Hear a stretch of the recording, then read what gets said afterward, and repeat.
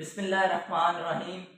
अस्सलाम वालेकुम students, myself Mohammad Rizwan Rasool and I am your physics teacher. कैसे हैं बेटा आप सब? उम्मीद है आप सब खैरियत से होंगे। आज बेटा हम 9th क्लास फिजिक्स का न्यू सिलेबस डिस्कस करने जा रहे हैं और आज हम चैप्टर नंबर 3 को डिस्कस करेंगे और बहुत इंपॉर्टेंट टॉपिक है आज का बेटा पेपर पॉइंट ऑफ व्यू से, न्यूटन्स लॉज ऑफ मोशन। आज के लेक्चर के अंदर हम देखेंगे कि न्यूटन ने अपने लॉज कब दिए थे और न्यूटन का फर्स्ट लॉ क्या है उसको समझेंगे और इसके साथ साथ हम देखेंगे कि न्यूटन के फर्स्ट लॉ को लॉ ऑफ इनर्शिया क्यों कहा जाता है और लास्ट के अंदर बेटा हम एक शॉर्ट डेफिनेशन करेंगे इनर्शिया की और इसकी एग्जांपल को डिस्कस करेंगे। तो चलें बेटा टॉपिक को हम स्टार्ट करते हैं। तो सबसे पहले न्यूटन ने अपने लॉज कब दिए थे? तो बेटा न्यूटन ने अपने लॉज 1687 के अंदर अपनी बुक प्रिंसिपिया ऑफ मैथमेटिका में जो है वो पब्लिश की है। बेटा ये वही किताब है जिसके अंदर न्यूटन ने अपनी इक्वेशन ऑफ मोशन भी जो है वो पब्लिश की और ये इक्वेशन ऑफ मोशन और न्यूटन के ये तीनों लॉज ये बहुत ज्यादा इंपॉर्टेंट है मैकेनिक्स को समझने में। या यूं कहना गलत नहीं होगा कि मैकेनिक्स की बुनियाद इन इक्वेशन ऑफ मोशन और लॉज ऑफ मोशन के ऊपर है, तो गलत नहीं होगा। तो बहुत इंपॉर्टेंट लॉज है बेटा और पेपर पॉइंट ऑफ व्यू से इसलिए तवज्जो के साथ समझिए। आज हम सिर्फ न्यूटन के फर्स्ट लॉ को डिस्कस करेंगे। तो चलें सबसे पहले हम न्यूटन के फर्स्ट लॉ को देखते हैं कि न्यूटन ने अपने फर्स्ट लॉ की डेफिनेशन के अंदर या स्टेटमेंट में क्या कहा। तो न्यूटन का फर्स्ट लॉ कहता है कि हमारे पास जो बॉडी है वो अगर रेस्ट में होती है और इसी तरह वही बॉडी अगर यूनिफॉर्म वेलोसिटी से क्या कर रही है, मूव कर रही है, तो वो अपनी रेस्ट और यूनिफॉर्म मोशन की हालत को मुसलसल जारी रखती है जब तक उसके ऊपर कोई एक्सटर्नल फोर्स ना लग जाए।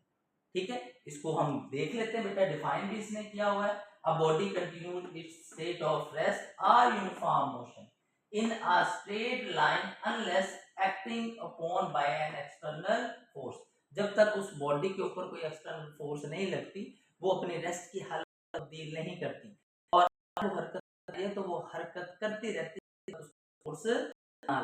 फॉर एग्जांपल बेटा अगर टेबल पर किताब पड़ी हो वो किताब उस पर पड़ी रहती है, एक दिन दो दिन 10 दिन वो अपनी जगह चेंज नहीं करेगी, लेकिन तब तक जब तक हम ऊपर फोर्स अप्लाई नहीं करते, हम उस पर फोर्स अप्लाई करके उसकी जगह को तब नहीं करते, तब वो जो है वो अपनी जगह से हिलती नहीं है। बिल्कुल इसी तरह अगर एक कार यूनिफॉर्म वेलोसिटी पर सीधी लाइन पर रोड पर जा रही होती है, वो गाड़ी जो है वो रुकती नहीं है जब तक हम उस पर फोर्स अप्लाई नहीं करते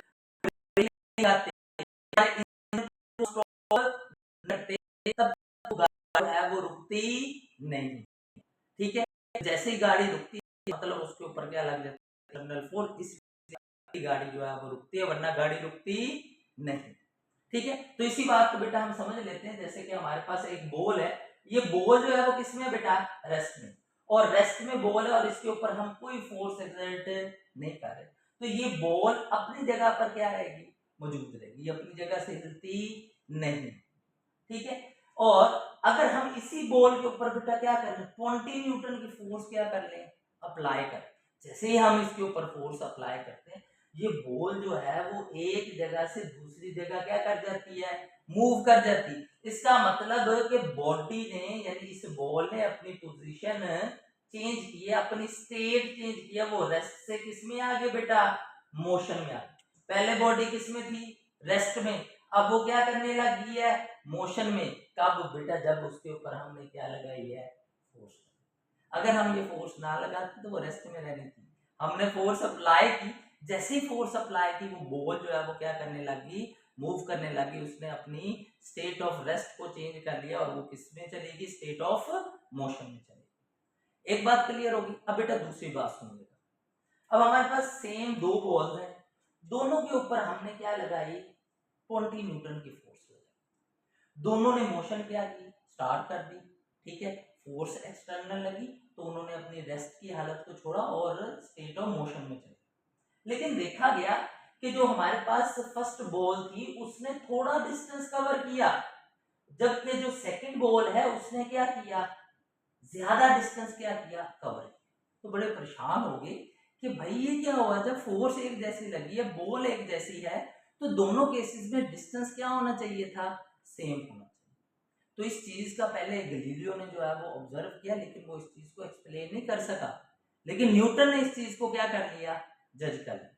न्यूटन ने ऑब्जर्व किया कि ये जो बॉल्स जिस सरफेस के ऊपर क्या कर रही है, मूव कर रही है, तो ये सिंपल स्मूथ सरफेस है, स्मूथ सरफेस है, तो इसकी फ्रिक्शन जो है वो क्या होती है बेटा, लेस फ्रिक्शन। जबकि यहां पर बेटा ये सरफेस जो है ये स्मूथ भी थी, और प्लस बेटा इस सरफेस के ऊपर ऑयल भी था, जिसकी वजह से इसकी फ्रिक्शन जो है वो क्या होगी, वेरी वेरी लेस क्या होगी, फ्रिक्शन। तो यहां पर जो हमारे पास फ्रिक्शन की फोर्स है, जो कि क्या है, एक एक्सटर्नल फोर्स कहलाती है, तो ये बेटा एक्सटर्नल फोर्स थी। तो यहां पर बेटा वो एक्सटर्नल फोर्स क्या थी, ज्यादा थी, इसलिए वो ऑब्जेक्ट जो है वो जल्दी स्टॉप कर गई। जबकि ये थर्ड केस के अंदर हमने देखा कि वहां पर फ्रिक्शन की फोर्स कम थी, क्योंकि स्मूथ और ऑयली सरफेस है, और स्मूथ और ऑयली सरफेस जो होती है वो फ्रिक्शन को क्या कर देते हैं, कम कर देती है। ठीक है, और इसी वजह से ये थर्ड वाली बॉल ने जो है वो बेटा क्या किया, ज्यादा डिस्टेंस क्या किया, कवर किया, क्योंकि एक्सटर्नल फोर्स कम थी। अगर एक्सटर्नल फोर्स ज्यादा हो तो ऑब्जेक्ट जल्दी रुक जाती है, ठीक है, क्योंकि वो अपनी मोशन की हालत से रेस्ट में जा रही होती है। और थर्ड केस के अंदर एक्सटर्नल फोर्स थी, लेकिन उसकी मिकदार कम थी, जिसकी वजह से वो काफी ज्यादा डिस्टेंस कवर करने के बाद जो है वो क्या है, रुकी। और ये बेटा हमें सारी बातें किसने बताई, न्यूटन के फर्स्ट लॉ। जैसे कि बेटा इसको एक्सप्लेन किया गया है कि हमारी कॉमन ऑब्जर्वेशन है, जो बुक को हम टेबल के ऊपर रखते हैं, तो वो बुक जो है वो कहाँ पर है, टेबल पे रखी होती है, तो वो टेबल पर ही रहती है जब तक उसके ऊपर हम फोर्स अप्लाई नहीं करते, उसको मूव करें।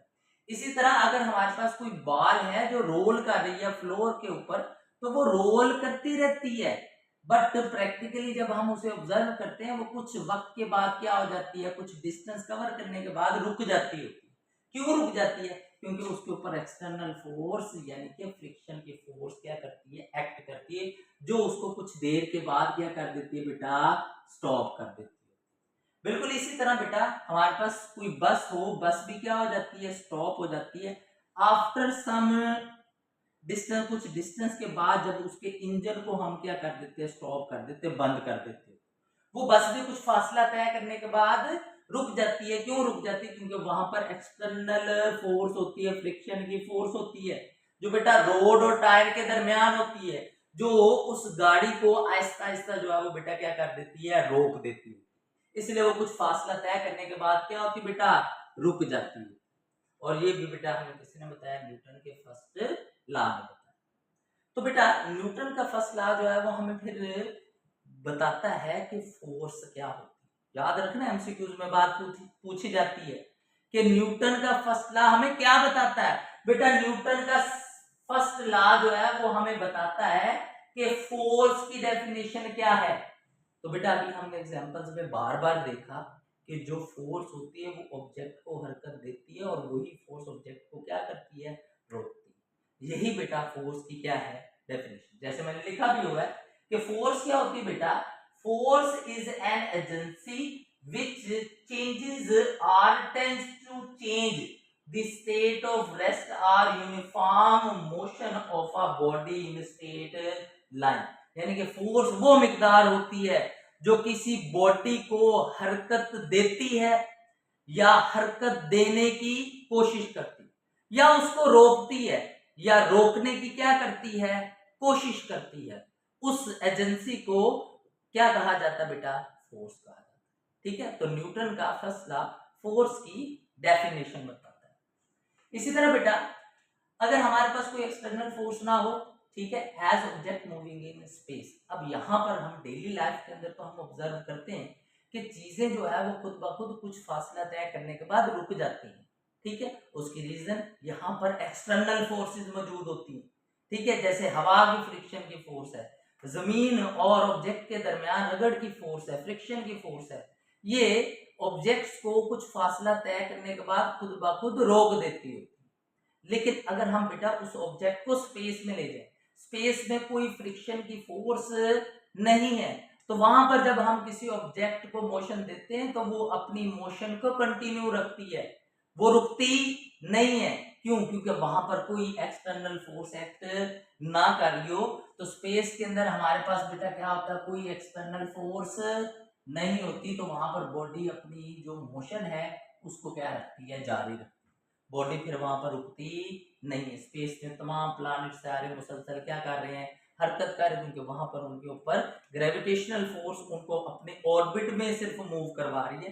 तो उनकी डायरेक्शंस को चेंज नहीं कर रही, उनको रोकने वाली वहां पर फोर्स मौजूद नहीं है। इस वजह से वो अपनी जगह पर जो है वो अपने अपने ऑर्बिट में मुसलसल हरकत करते जा रहे हैं।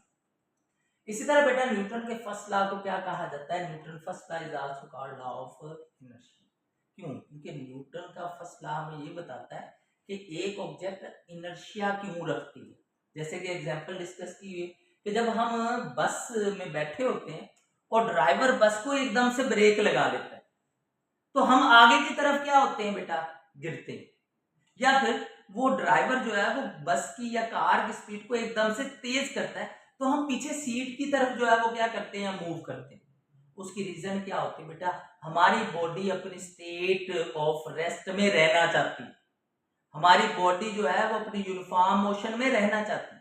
जब बस वाला जो है वो गाड़ी चला रहा होता है उस वक्त हमारी body state of uniform motion के अंदर होती है। अब जब ड्राइवर ब्रेक लगाता है तो बस की तो ब्रेक लग जाती है, बस पर तो एक्सटर्नल फोर्स एक्सर्ट हो जाती है, लेकिन पैसेंजर्स के ऊपर वो फोर्स एक्सर्ट नहीं करती। तो पैसेंजर तभी जो है वो रुकेंगे जब उन पर फोर्स लगेगी। तो हम पर कोई फोर्स नहीं लग रही होती, तो हम चाहते हैं कि अपनी स्ट्रेट लाइन मोशन को जारी रखें, इसलिए बेटा हम आगे की तरफ जो है वो गिरते होते। बिल्कुल इसी तरह जब हम नॉर्मल बैठे हो और ड्राइवर एकदम से स्पीड को क्या कर ले, तेज कर ले, तो वो फोर्स इंजन से अप्लाई कर रहा है बस के ऊपर। बस तो आगे की तरफ मूव करने लग जाती, वो तो तेज हो जाती है, लेकिन हम अपनी हालत रेस्ट की हालत में रहना चाहते हैं, अपनी जगह पर रहना चाहते हैं। ठीक है, क्योंकि हमारे ऊपर कोई फोर्स एक्सर्ट नहीं होगी, इस वजह से हम पीछे की तरफ क्या हो जाते हैं, मूव कर जाते हैं। ठीक है, इसलिए न्यूटन के फर्स्ट लॉ को क्या कहते हैं, लॉ ऑफ इनर्शिया। और ये बॉडी की अपनी हालत को बरकरार रखने की प्रॉपर्टी जो है वो इनर्शिया होती है, इसलिए न्यूटन के फर्स्ट लॉ को लॉ ऑफ इनर्शिया कहते हैं। इसी तरह बेटा हम देख लेते हैं कि इनर्शिया क्या है। तो इनर्शिया की बेटा डेफिनेशन जो है वो यहाँ पर लिखी हुई है कि इनर्शिया क्या होता है। इनर्शिया जो है वो बेटा क्या होता है, एक बॉडी की क्या होती है, प्रॉपर्टी होती है। किस चीज की, बॉडी की।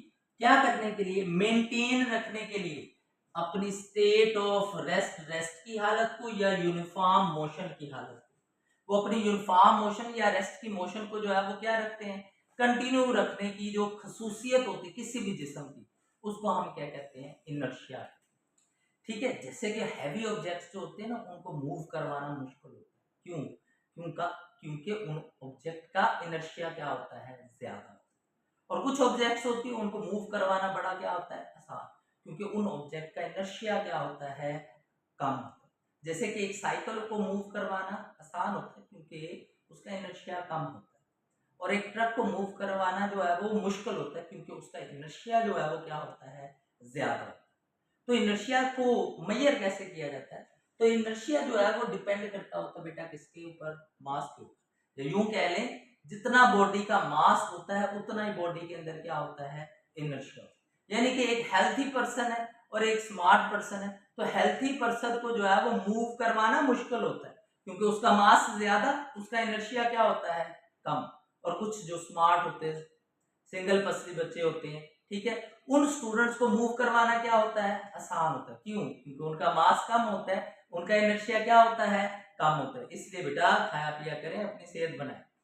ठीक है बेटा, तो ये हमारा आज का बेटा टॉपिक था Newton's laws of motion, first law of motion और लॉ ऑफ इनर्शिया, और इनर्शिया की डेफिनेशन और उसकी एग्जांपल।